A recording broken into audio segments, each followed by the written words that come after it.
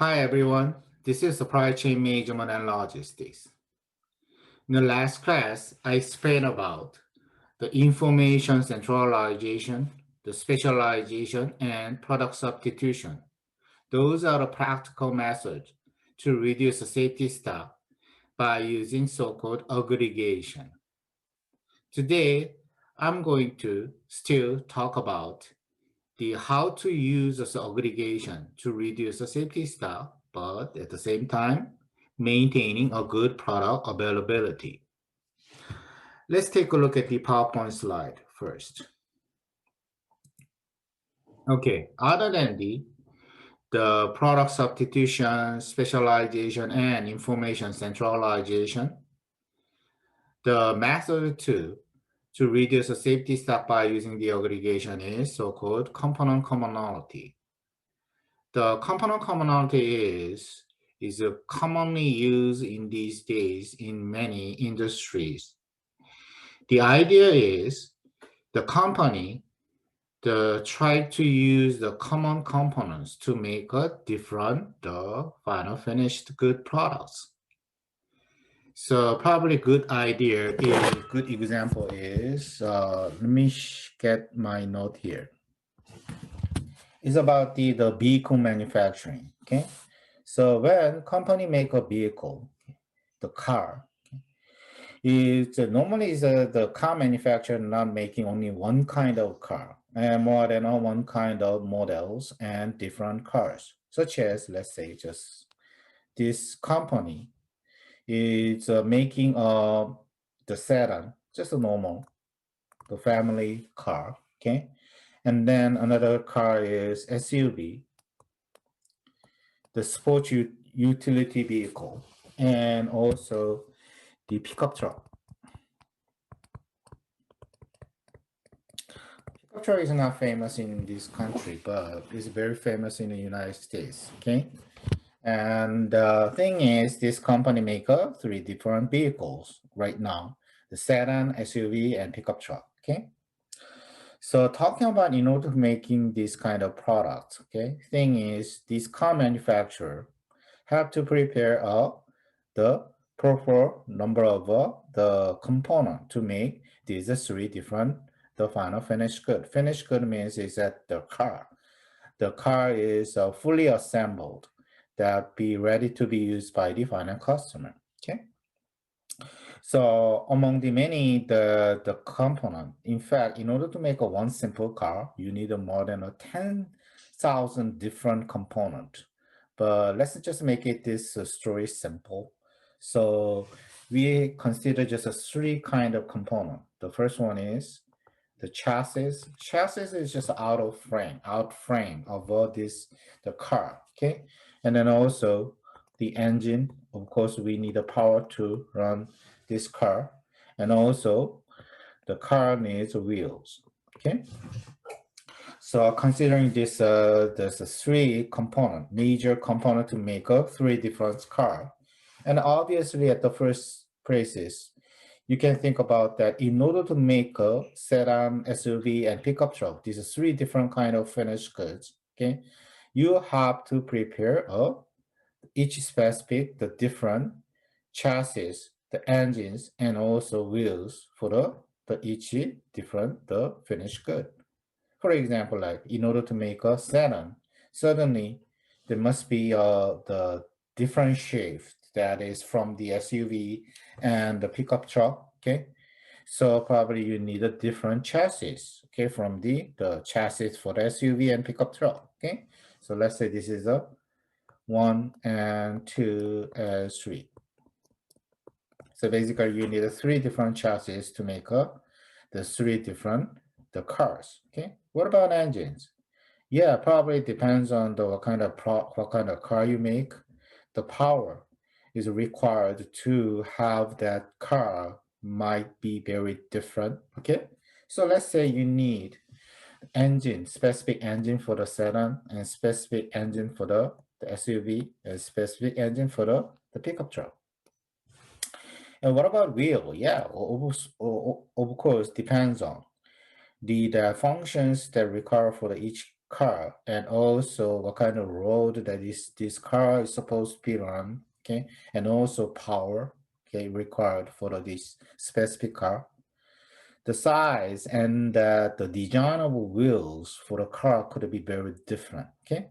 So let's say is that the wheel, specific wheel for the sedan, specific wheel for the SUV, and specific wheel for the pickup truck. You need to prepare, okay? So at this point, if you have just a unique, the component to make each specific, the finished good, that how many components you need to prepare, basically, you need to have 1, 2, 3, 4, 5, 6, 7, 8, 9, 9. 3 by 3, so total 9 different components you need, okay? So question is, what's the problem? The problem here is, making the cars doesn't have any problem here, okay? If you just prepare unique, the component to make each different finished good. On the other hand, it's about, we are talking about inventory management, okay? We try to find out how to reduce the safety stock, but at the same time, maintaining good product availability, okay? So when you think about this, this is not about just the inventory of the finished good, the fully assembled car. This is talking about inventory of these different components to make the final finished good car, okay? So in these cases, if you prepare a unique the component for each specific the car types, then suddenly you have to prepare all 9 different components and you put it in the warehouse, okay, as an inventory. Also, you have to prepare each of these components, the safety stock, individually depends on the demand of the sedan and SUV and pickup truck. In other words, that is, when you prepare chassis and engines and the wheels for the sedan, you have to consider that the sedan, the final finished goods, the demand, okay, and then how much is it different over the time, okay. That much you have to measure the product of the demand uncertainty for this setup, and then depends on that you have to prepare enough amount of safety stock of chassis and engines and wheel. It's exactly the same story for the SUV and the pickup truck, okay. That much you have to prepare individually all these 9 different components, the enough amount of safety stock, okay, depends on that the demand uncertainty of the sedan, SUV, and pickup truck, okay. But on the other hand, if you just slightly just twist this story, that is, what about if I reduce not many, but reduced by some number of components from the 9 to the something, okay, less than that, then probably I don't have to prepare all that much safety stock, okay? So how come that is? Chassis, take a look at the chassis. Chassis, probably I have no choice other than just having 3 different chassis, because basically the design of SUV and sedan and pickup trucks supposed to be very different, okay? So let's let it be that just that way. Just prepare 3 different chassis. But what about engines? Yeah, probably you need that but the more power to run the SUV and the pickup truck, okay? Other than the compare with the sedan. But what about the SUV and pickup truck? Do I have to have the B and C are 2 different this component, the engines to make a SUV and pickup truck? Why not? That having the what? Have only one single the engines for the SUV and pickup truck. Okay, so instead of have a different the engines, so unique engine for the SUV and unique engine for the pickup truck, I may have just the one engine type, okay, for the both the SUV and pickup truck, okay. And what about wheel? It's the same story. Okay, probably you need a much bigger wheels, okay, for the SUV and pickup truck compared with the sedan. because you're supposed to have the bigger power to run this SUV and pickup truck than the sedan. Okay. But on the other hand, why do I have to differentiate it? That the wheels for the SUV and wheels for the pickup truck, I may have just exactly same wheel. Okay. So for both the SUV and pickup truck. So that way I can have only what? How many components I can have? Right now, it's not a time. It's going to be 1, 2, 3, 4, 5, and 6, and 7. So it becomes from the 9 to the 7. Okay, I reduce the total number of the component to make a three different vehicles. Okay, from the 9 to the 7. Okay, so what's the point here? Okay, this is about the inventory management. We try to reduce the safety stock by using aggregation. Yeah, this is aggregation. Okay, by aggregating the types of different types of a component to make a different cars. Excuse me. That way, I don't have to prepare all the enough amount of safety stock, okay, to for the final finished goods, three different final finished good, okay. So that way, actually, I combine, okay, the different the types of component to make a different products. That way I can reduce a lot of safety stock I have to store in my warehouse. Okay. So in fact, this component commonality is a very commonly used in these days. Okay, especially that is another good example is a personal computer. Okay, PC. Okay. So I can think about that is the good example of a specific company for this case is a Dell company. Dell is one of the computer manufacturer in the United States. It's a very famous one. Okay, that is if you just visit the one of the Dell computer website, then actually you can select what kind of computer you going to buy, okay, from that website. Okay, specifically it's not just giving you the model, specific model you can choose, okay, among the many. Okay, actually you can choose what kind of component you can put in your the final the computer, okay, to buy in the last places. Okay, so for example, let's say this is about the personal computer that is especially the desktop other than just the notebook. Okay, so in the desktop cases, okay, desktop PC. Okay, in order to make a desktop PC, okay, you might have, okay, the choose some of the component to put in your the personal computer, such as the RAM memory. Okay, so and also you have to choose that what kind of hard drive you put in your the computer, and also the CD-ROM. Okay, and then also the you might choose that is the monitor.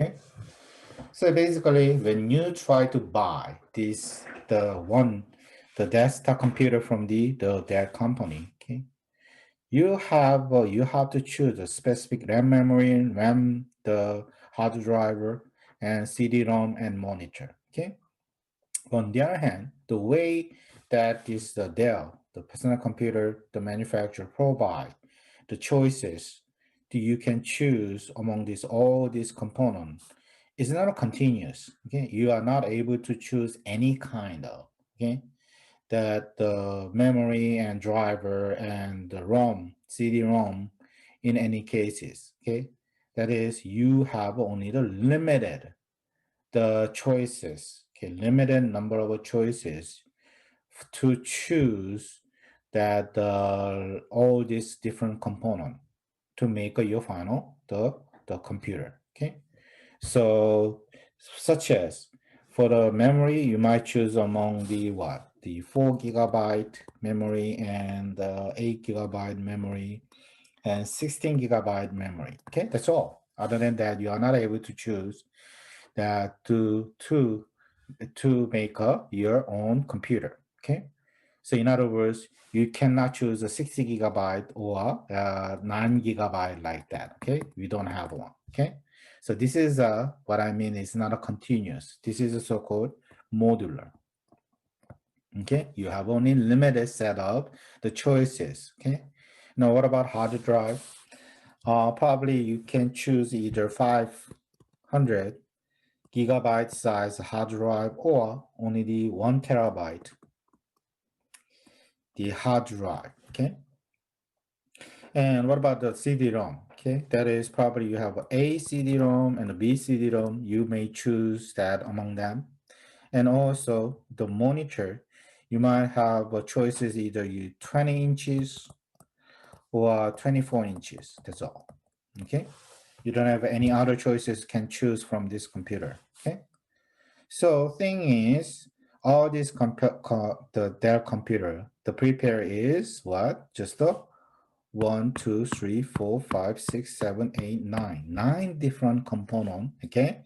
And then prepare the safety stuff for 9 different that the component to make up the computer, okay?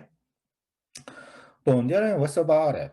The thing is, this company can provide, if talking about just a finished good, finally assembled computer, okay? The combination of all these 9 different components could be many of them. Okay, so by having very limited number of components by using the modular, okay, this company can provide the much more the various products, the final finished computer, the assembled the computer, to the customer. So it depends on the combination, such as if you have a combination of 4 GB and 500 GB and the CD-ROM and 20 inches monitor, there's only one combination among these. Okay, what about this? Just a slide to have different one. I also choose that the RAM memory is 4 GB and that the CD-ROM is A and also the monitor is 20 inches. But at this time, I might think about that is having the memory size for the hard drive. So because I have to do a lot of work to the memory properly, store.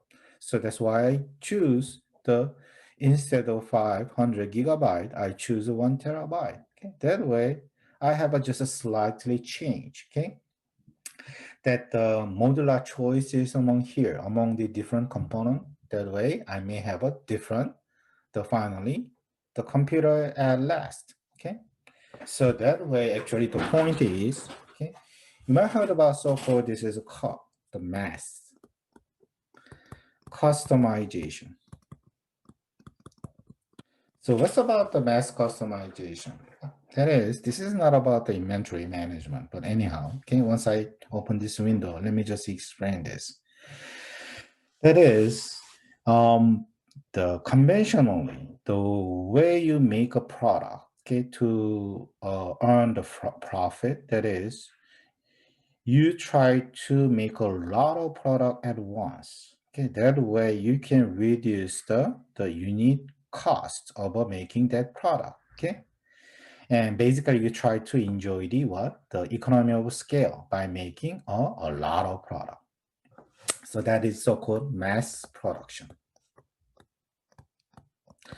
On the other hand, the mass production, especially in these days, that is pointed out, that is there's the problem, the big problem in the mass production in these days. What is that? Yeah, in order to realize mass production, you cannot escape from the so-called standardization. What is standardization? It's a simple idea. What is that? In order to make a lot of product, you have to make it, that product is a very same, other than standardize it, Okay, otherwise you cannot realize the mass production. Basically, you are not able to make a lot of product if you have a quite a different product you have to make. Okay. So what's the problem about standardization? Okay, in these days, people don't want to have a same model. Okay, depends on their taste. Okay, they try to choose their own product, unique, different products. Okay, so that's the why we in these days in the business, we commonly focus on so-called the customization. On the other hand, traditionally, okay, you're not able to have a both the mass production and the customization. Why? Because of this problem, issue of the standardization. Okay. Yeah, anyhow, in order to satisfy customer, you need to have a customization in some level. But on the other hand, in order to reduce the manufacturing costs by using the economy of scale, you try to have a mass production. But on the other hand, there's a trade-off. The conflict to have both the mass production and the customization at the same time. Okay. So question is how we can realize both the mass production and the customization at the same time. That's the point about the mass customization. Basically, you try to make a lot of product to enjoy the economy of scale, but at the same time, by providing a different product to the customer, you try to satisfy your customer. Okay. On the other hand, that's not an easy job to do at all. Okay, so what should we do? Yeah, this is one way, kind of. Okay, kind of one way you try to realize mass customization. Okay, basically, you try to realize mass production by making about the what the component instead of finished good. Okay, so you try to make a lot of the components, okay, by standardized component, okay. You're not totally just have a same component, but on the other hand, you just provide only limited the number of different components, okay. And then by using those limited number of a component, you try to make a many different the final finished good. That's the main idea about the modular manufacturing, okay. So modular manufacturing is a one kind of way you can realize so-called mass customization. Okay. But on the other hand, there's another effect about the manufacturing process that is about the what? Inventory aggregation. Why? Because by reduce the total number of components you have to prepare to realize a mass production under the mass customization, okay, then you can actually reduce the safety stock of a component, okay. So that way, actually, we can aggregate the component and doesn't have to prepare a lot of safety stock of the components, okay. So that way we can reduce the inventory holding cost. So in fact, modular manufacturing process have the biggest advantage. First one is the so-called mass customization. Another one is so-called inventory aggregation. That way you can actually increase the revenue side, okay, by satisfying the customer by using the various different the product from the limited number of a set of the component you making a lot of them, okay. But at the same time, by having a few number of components, you don't have to prepare a lot of safety stuff, okay. On the other hand, there's some issues about the modular manufacturing and also the car manufacturing process. I already talked about the relate to the component commonality. That is, you need to have a specific the technology to realize this modular manufacturing process. Okay, especially when we go back to the car manufacturing cases. That is, so previously you have to prepare these just different engines for the SUV before. I mean the component commonality. different engine for the pickup truck. On the other hand, right now we have only one component. Let's say this is D, okay, for the both SUV and pickup truck. In order to do that, certainly you have to carefully design this engine D to fit with both the SUV and the pickup truck, okay? So in fact, this is a so-called interface. In other words, that is this engine, both engine for both the pickup truck and SUV, supposed to fit with the chassis for the SUV and chassis for the pickup truck. That is a so-called interface. On the other hand, for realize the interfaces, you need a special technology. That much you have to prepare, you have to pay a lot of cost, the investment cost, okay, to have that much the technology, okay. So that's why, because you have to spend money to have this kind of the manufacturing process to adopt the component commonality. So you have to be carefully to choose to have that how many the component you're going to have a common, okay, to realize this the component commonality, okay. So let me get back the PowerPoint slide again. It is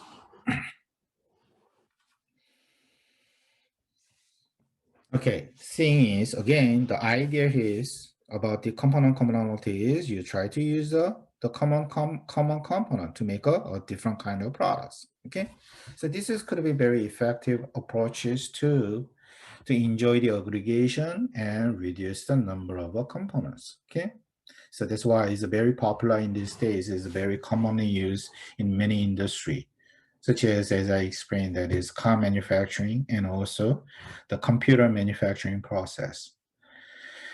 And basically the reason why we can reduce the safety stock, because if you don't have this component commonality, okay, then the uncertainty of demand for any component could be exactly same for the uncertainty of a finished good, okay?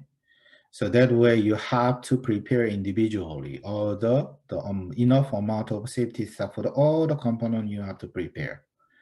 So simple idea is why not just reduce the different number of component, and then that way I don't have to prepare a lot of safety stock for all of them, okay? So that's why in the end, the component commonality result in the very effective inventory aggregation. So I can reduce the safety stock amount to put it in my warehouse, okay? On the other hand, the marginal benefit of a component commonality actually decreases commonalities increase, such as, let me get my notes here, okay? The idea here is that, let's say this is about the level of commonality, how many the components you're going to have a common, okay? So, but on the other benefit from that is, it's not the straight line, no, it's not increasing at the increasing rate, okay? In fact, what happened is decreasing, is increasing, but at the decreasing rate. Okay, that's why I call this marginal benefit from this is a decrease as the level of commonality is increases. So even though you keep decrease the total number of components you have to prepare to make a different kind of finished goods, but still you're not able to get the unlimited the benefit from that in the end. Okay. And then get back to the PowerPoint slide. That is, and also I already talked about the interface. Okay, you need to spend money to realize interface under the modular manufacturing process. So that's why you have to consider the trade-off between the cost for the commonality. Here is a cost for the commonality. Is the good example is your investment for the interface technology. Okay. So you have to consider the trade-off between the cost for the commonality and the safety stock inventory reduction. Okay, when you have to decide a proper level of a component commonality. Yeah, of course. Okay, and then once I finish this component commonality, then the practical method to reduce the safety stock is the postponement. Postponement is very popular in these days, just like what the modular manufacturing, okay, the component commonality, okay. So what this is about, that is, as a manufacturer, you try to delay the product differentiation or customization until the closer to the time that product is sold, okay. So you simply delay over the timeline of a manufacturing process. You try to delay the point of a time that is you differentiated your product, okay? The final finished good I'm talking about, okay? That's just the idea about the postponement.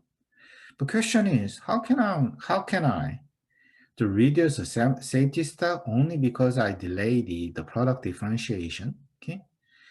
Here is that let me give you the example, okay? Get my notes here.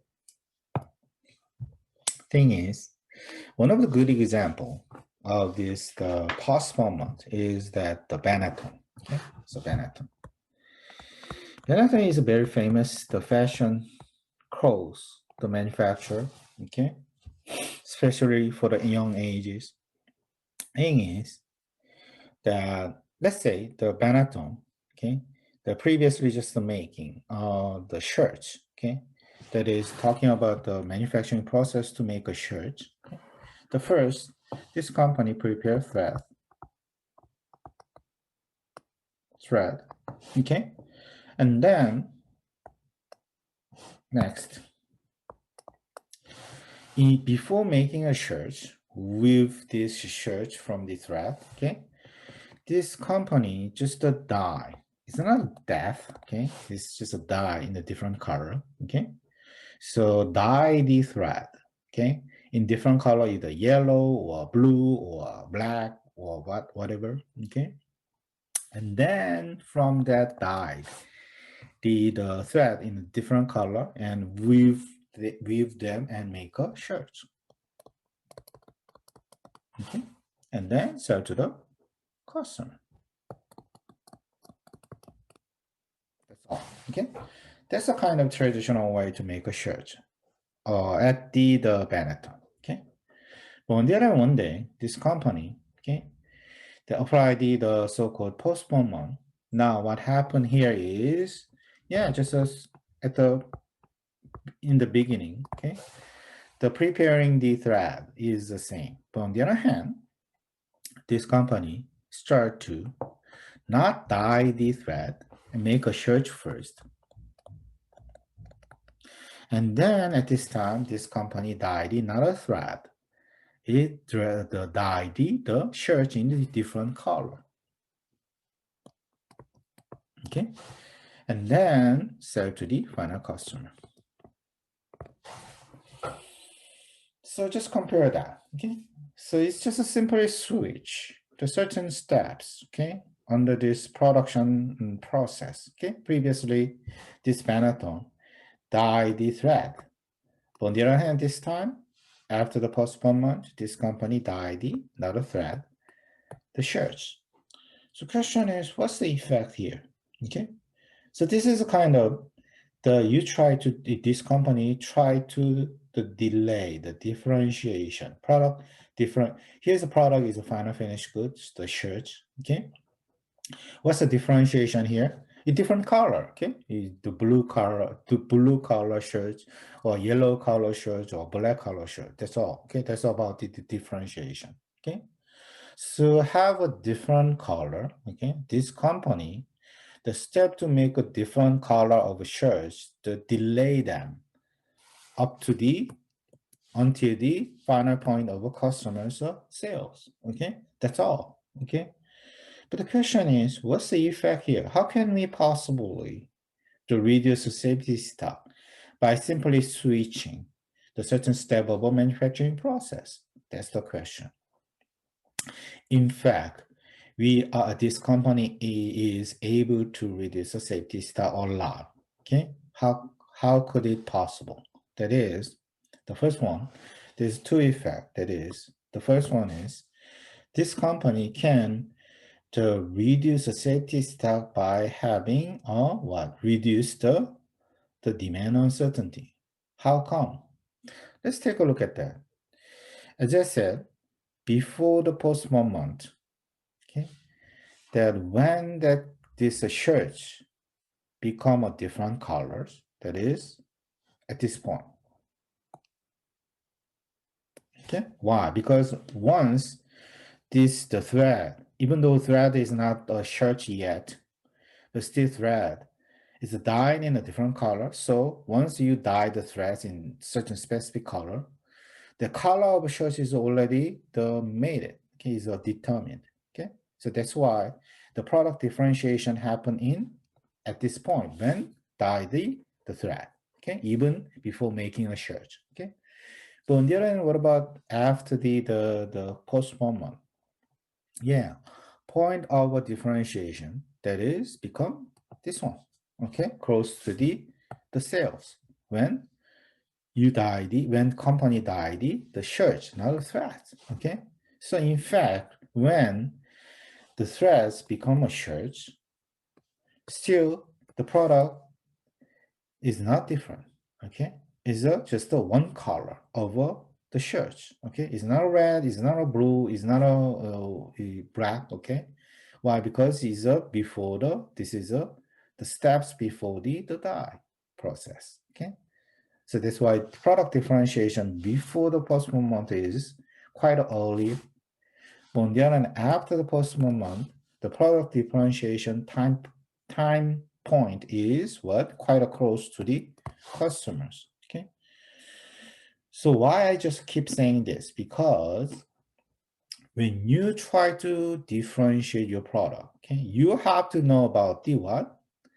How many those either shirt or the thread you have to make a different color, such as is it red or blue or black? Okay, how many shirts you gonna do put in the red color, and how many shirts you gonna dye in the blue, and how many shirts you gonna dye in the black? Okay, you have to know about the what demand of these each different color of a shirts. Okay, so it depends on that the blue colors demand in the future, you have to prepare or you have to dye the shirts in a different color, blue shirts. Okay, so because of that, that the product differentiation point is very important because that's the tells you when you have to do the demand forecasting.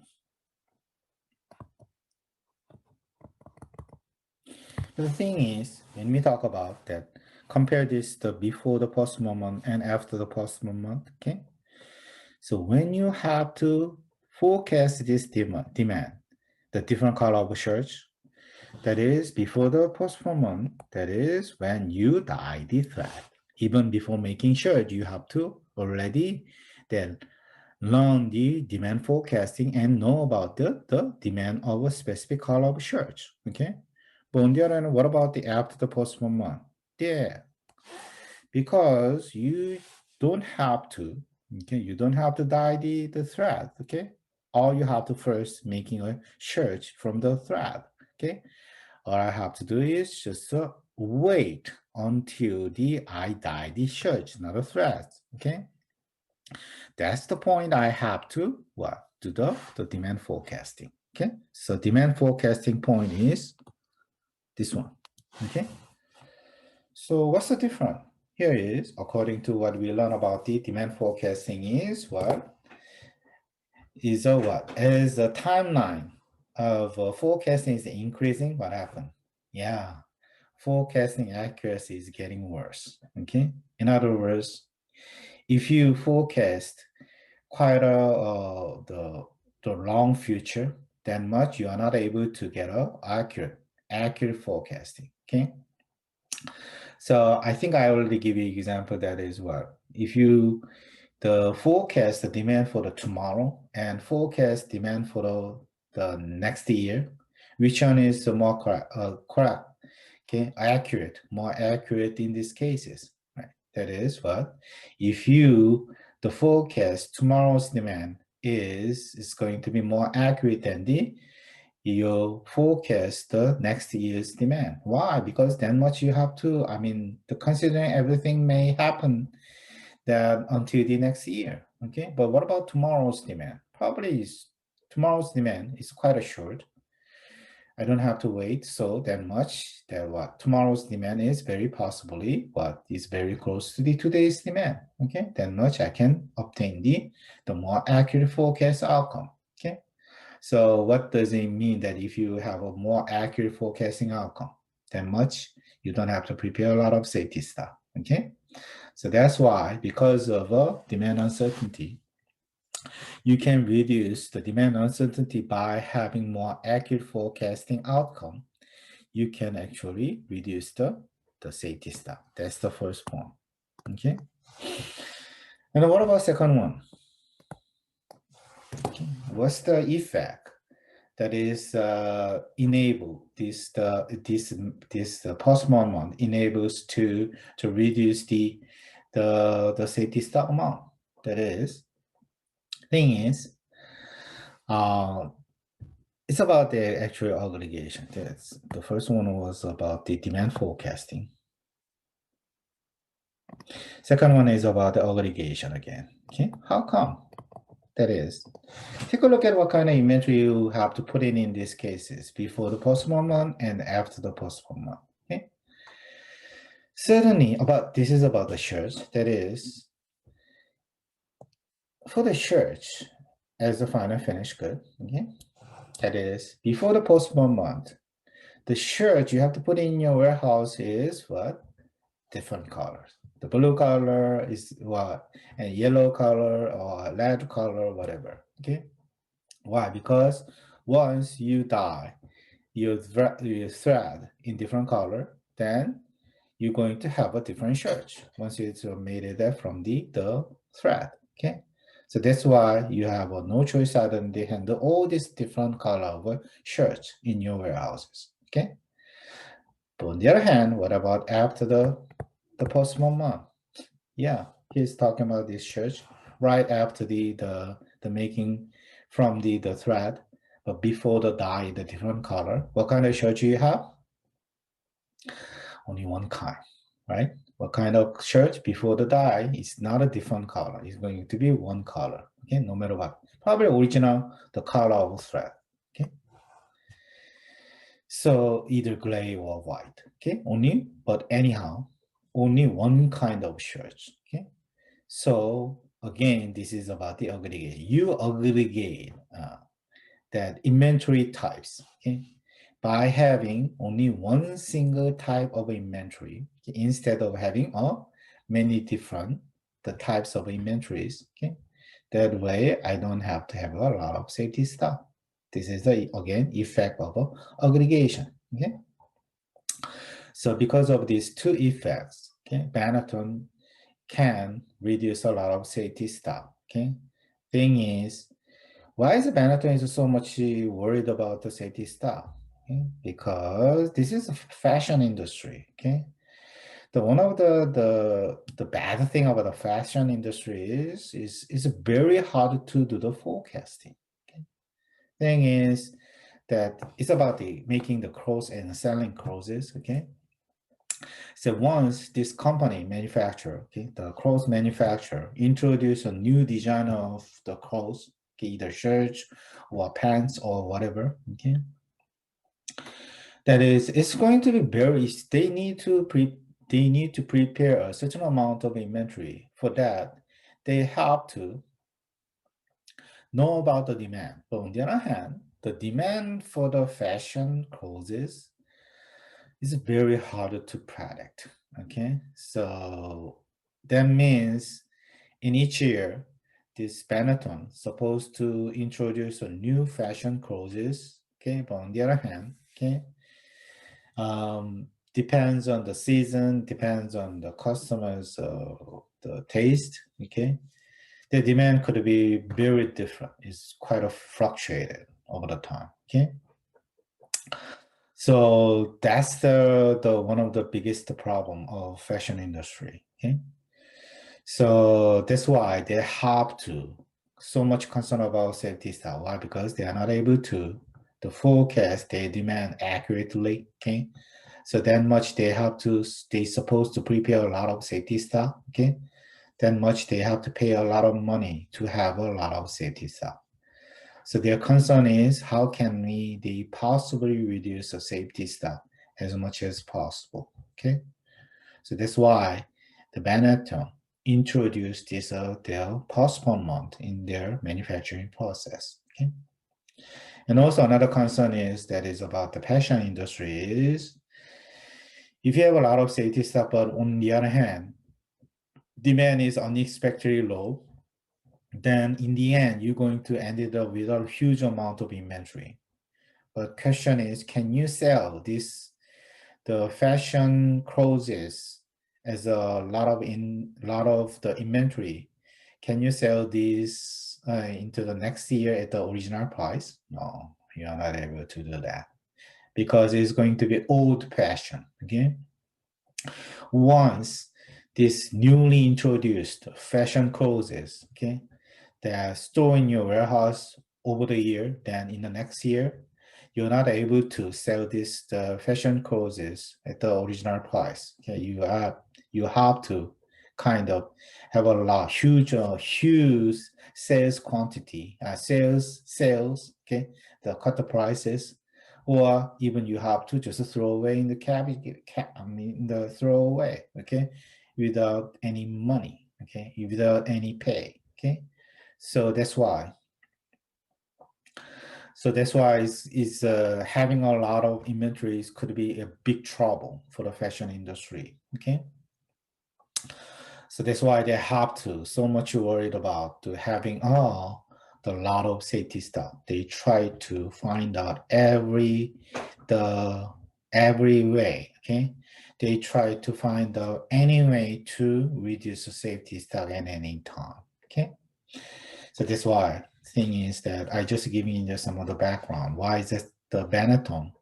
They try to use this postponement because this company has to, okay, to so much worry about having a lot of safety stuff, okay. Okay, next, get back to the PowerPoint slide again. So thing is, the goal of this postponement is to having the common component in the supply chain, the most of the push phases, and also try to move this product differentiates as close to the full phase as possible. So what this is about, thing is, I already explained about the difference between the push and pull system, right?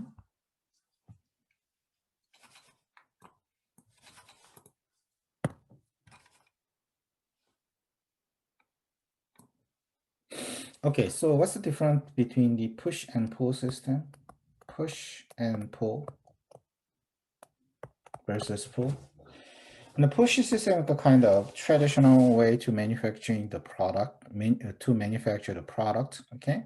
Thing is, you probably remember that this is a make to stock.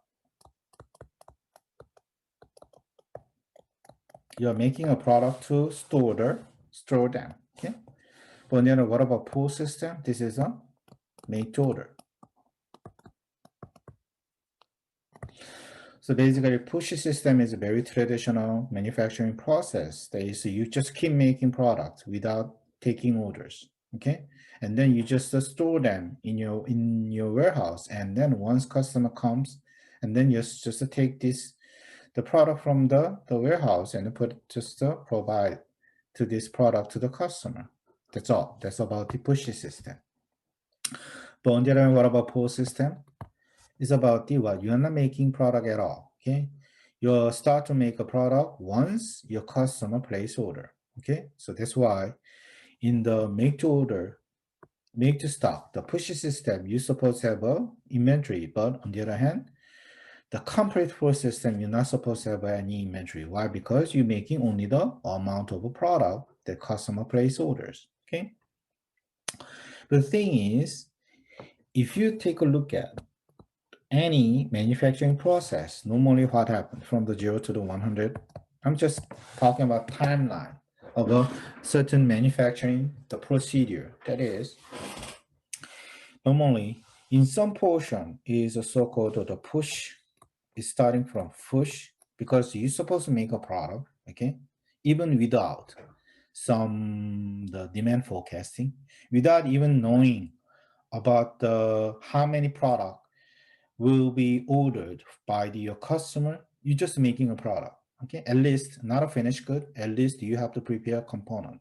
Why? Because probably you remember I explained that is, I never seen that the 100 pure pull system at all, okay? 100 pull pure system means even at the beginning, you don't prepare anything, okay? You don't have any component, even you don't buy the even raw materials, okay?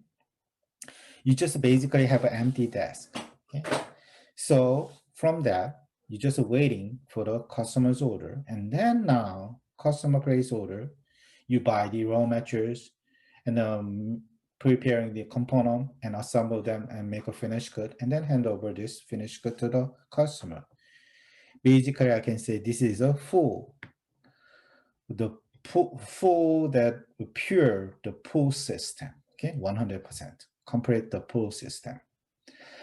But there is, it's not realistic. What kind of company can try to do this 100% pull system? Okay, why? Because normally it's going to take time to making to buy the raw materials and preparing the component and assemble them and making a finished good.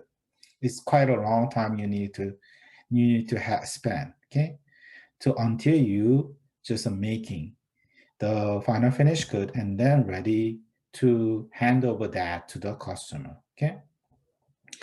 The basically customer is not so much patient to wait for that process, okay? So that's why even though you use the push system instead of push system in your manufacturing process, normally what happens is, what? At least you're not making finished good already, but you are at least buy the raw material and then prepare some number of components. So once custom place order, you just so ready for that to make up your finished good right away, okay? Because you try to reduce the time that customer have to wait to receive the product once they place order, okay?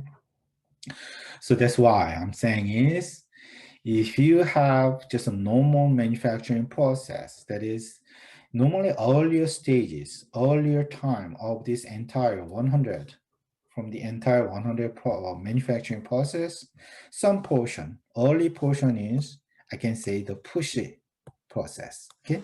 At least you have to buy the raw materials in advance and also prepare the component. And then once you know about the customer's order, then now I'm going to make a product differentiation, okay, for the customer, and then make a final finish good, okay.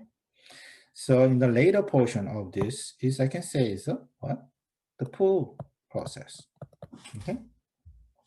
So this is a time point that is make a difference between the push and pull process in one single product process, okay. So from the previous example, that is about the what? The Benetton. I can say this is a what? This point is what? Time to die. The either shirt or thread, okay, in different color, okay? This is a point when the product differentiation happen.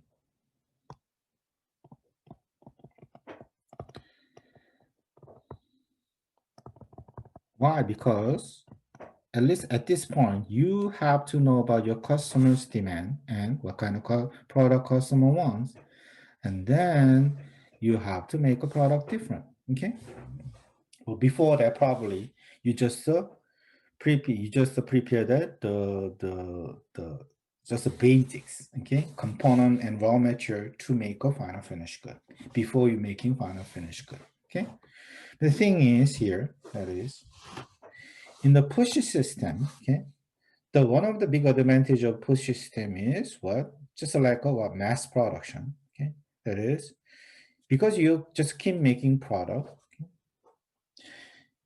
The biggest benefit from the you can get from the push system is you try to reduce the manufacturing cost by having the lot of product, but at the same time, same product, same component, let's say same component, by making same component, but lot of them, okay?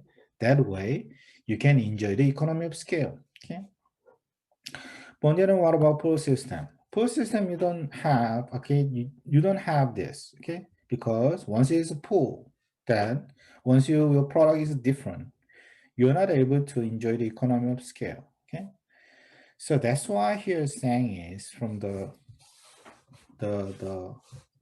PowerPoint slide, that is, in this, the postponement, okay, what you have to do is, in the pull phases, in one single manufacturing process, in the earlier stage, in the push process, okay, push stages, that is, you have to make your product common, okay, make it not different as much as possible. That way I can enjoy that the economy of scale. But what about that the differentiation, different component, different product, you have to move through to the pull phases as much as possible. Probably close to the sales point.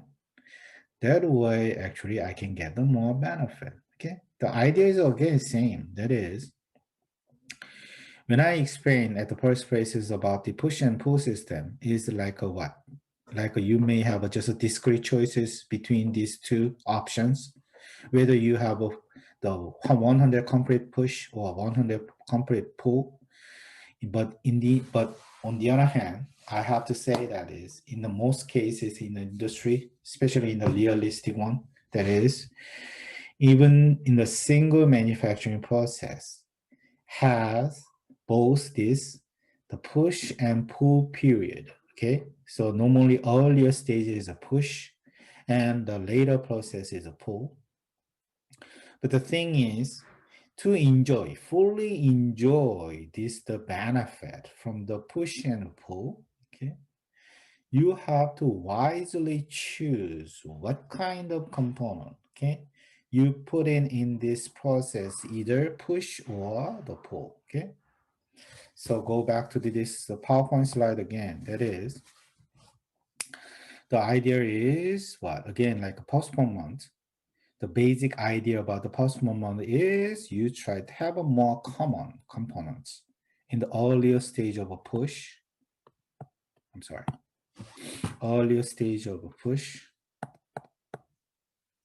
But on the other hand, okay, if you have to differentiate your component of products, then probably you try to delay the product differentiates as much as possible, okay, to the end of sales, in the end of your manufacturing process. That way, actually, we can get a benefit from the aggregation as much as possible, okay? Then next, okay, and this is kind of conclude. That is that what we learned until so far, that is that how can we manage that the inventory, especially the safety stock in the entire supply chain system. The idea is very simple. As we learn, it's not about a single company. This is the entire supply chain system. Okay? In the entire supply chain system, we learn about the so-called echelon inventory. So what's the echelon inventory? As I pointed out before, we can find the inventory in warehouses in any places between each stage, any places between the stages of a supply chain system. So basically, in the entire supply chain system, you can find the inventory in anywhere. Okay.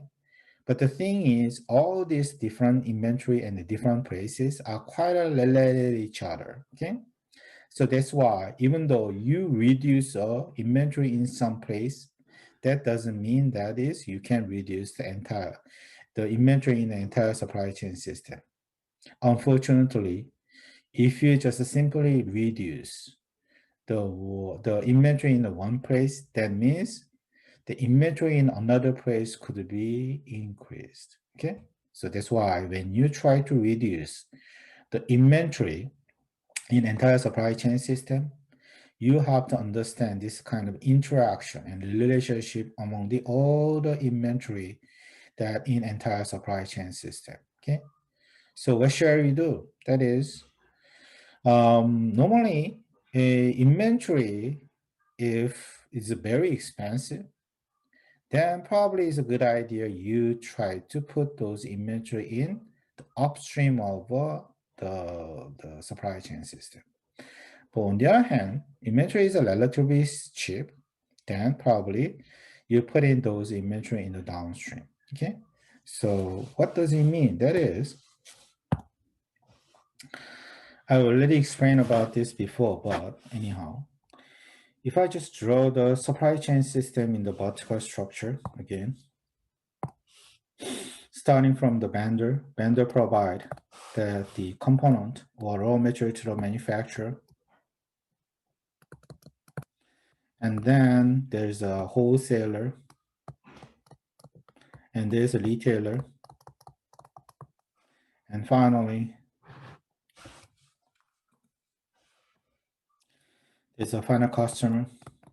Okay. I already explained that this is upstream.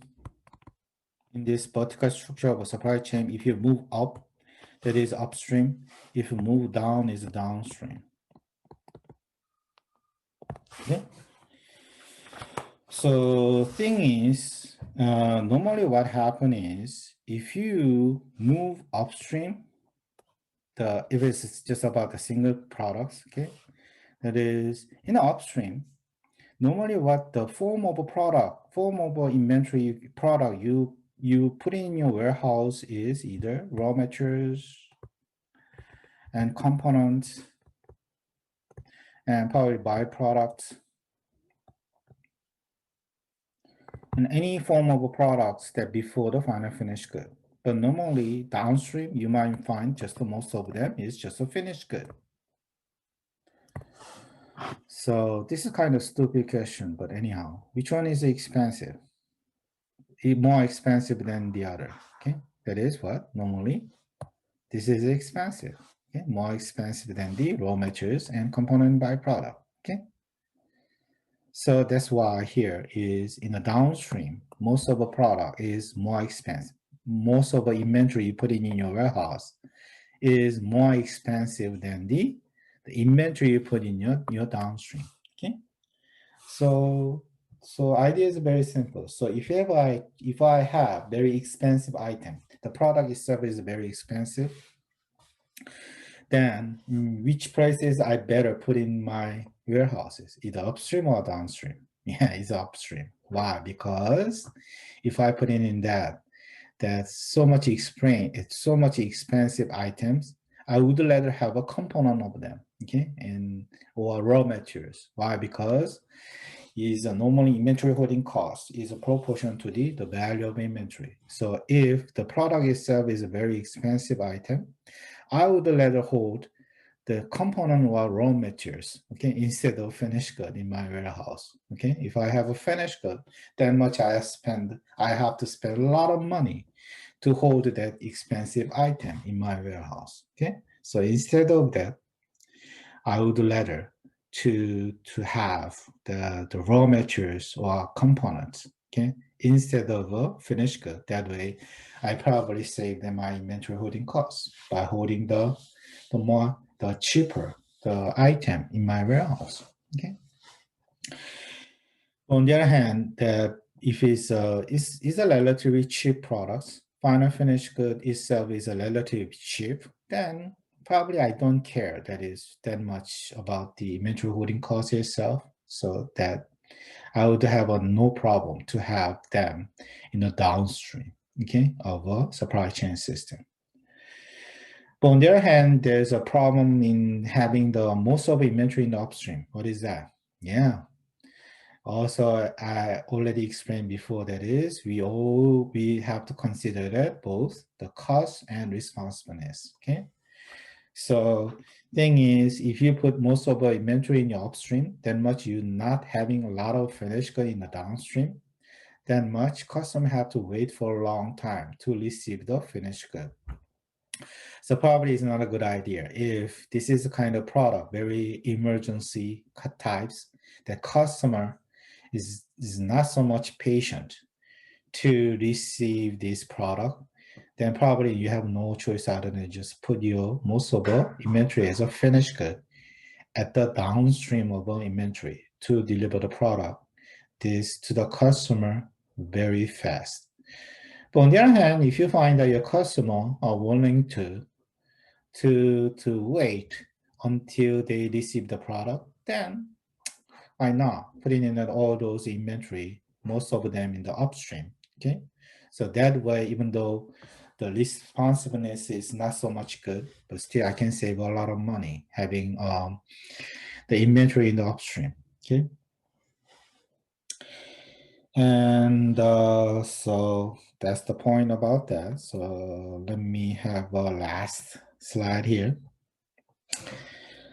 So final point about the safety stock, the management, that is, normally supply chain demand is a lumpy. This a lumpy means that is, what is a lumpy? This is about the demand, that is, we already learned is over the time demand is changing, okay, fluctuated, time and the demand. On the other hand, thing is, if demand is changing, but is continuously like a what consistently changing, smoothly changing, then it's kind of okay. But unfortunately, normally in the supply chain system, especially the finished good, you may find that, I'm sorry, not a finished good, is a raw material, the byproduct. I'm sorry. Is normally what happens is the demand is happen this way. It's a sudden down or sudden up like that. Okay. So what is about? Now you're in trouble. Why? Because this is sudden movement up and down. Okay, it's going to be very hard to predict. Okay, predict that how many product will be sold in the future. Okay, that much is going to be very hard to get the accurate forecast outcome. That much you have to prepare a lot of safety stock. Okay, especially when the demand is lumpy, that you are in big trouble when you have a continuous review system. Why? Why is under the continuous review system you have a specially more problem if you have a lumpy demand? Because as we run under the continuous review system, you're supposed to have the smaller amount of the safety stock than the periodic review system. Okay, so that's why if you find that the demand is particularly lumpy in your supply chain system, probably having a continuous review system is not a good idea. Okay, you probably better have a periodic review system and store more safety stock. Okay, and also another point is if you find that the demand is seasonal means is very unpredictable the demand, then you have to the switch and the change. That is your inventory policy as a season, as depends on the season. Okay, how could you possibly have the same inventory policy in the summer and winter? Okay, if you find that your demand is quite a seasonal. Okay, and also another point is you better use a simulation to test the inventory policy. What does it mean? Okay, once you have your inventory policy, it's not a good idea just to use those inventory policy right away in practice. Okay, why? Because that much is dangerous. Okay, do not take any risk. You, even though you think about those inventory and prepare those inventory policy for a long time with a very carefully, but still it could be very wrong. Okay, so it's not a safe to just execute any the inventory policy to the practice right away. Okay, so instead of that, why not just using the computer, okay, and put it in your simulation, okay, and then try to learn and then learn the test, okay. After that, you find that your inventory policy is working well on the computer, inside of computer, then probably it's a good idea to just initiate those new inventory policy. Okay. So another point is the same. What is that? Yeah, you better start with a pilot. Okay.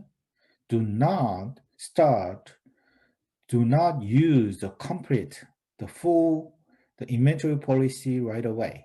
Okay, starting from the beginning. Okay, and then from the very small thing you apply to the practice. Okay, do not just put your entire inventory policy and changing your entire the decisions. Okay, to your the practices in your the inventory management. Okay, start with a pilot. Just start with the small ones. Okay. And then also you better watch out the service level. In fact, a lot of company, even in these days, do not measure their service level. Okay, either it's a cycle service level or what the whatever that the product availability. Okay. Instead of that, most companies just they counting the inventory. But what's the problem? Why not having just a counting inventory instead of just measuring the product availability? Thing is, just a counting inventory have a giving you a very wrong idea about your product availability. Why? Because according to what we learn is what the service level is not exactly same with the amount of inventory you put in your warehouse. In other words, even though you have a huge amount of your inventory, it is very possible your product availability is very poor. Okay. Even though you have a huge amount of inventory in your warehouses, it is very possible you fail to provide a good service to your customer. Why not? Because here you're not considering about the what? The demand uncertainty and also the prices, locations. Okay. In other words, if you put your huge amount of inventory in the wrong places, and then also your demand is a very uncertain, even though you have a lot of inventory in your warehouses, you're not able to fulfill all customers' order. All you can do is just provide a poor service to your customer. Okay. So point here is do not simply just counting the inventory because it doesn't guarantee that huge amount of inventory doesn't guarantee you providing that good service to your customer. Instead, you better measure the product availability, okay, is a service level, okay, to make sure you provide a good service to your customer. So here's the point is, just having an inventory is not just to guarantee you having good service, you providing good service to your customer. You better have a right amount of inventory instead of huge amount of inventory. You have to have a right amount of inventory at the right places and the right time. Okay, that's the point. Okay. And then finally, that is you try to keep working on this to reducing safety stock as time goes on. Okay, this kind of endless job to do. Okay, why? Because safety stock could be a huge portion of inventory in your supply chain system. That much is going to cost you a lot. Okay, so yes, we need a safety stock, or some amount of safety stock, but still, we better minimize it. Okay, so this is just a again basic principle about inventory management, as I told you before. So I just finished about this safety stock and inventory management. Okay, so let me just stop here and continue in the next continue with this classes in the new issues in the next time. Okay, so that's it for today. See you next time. Bye.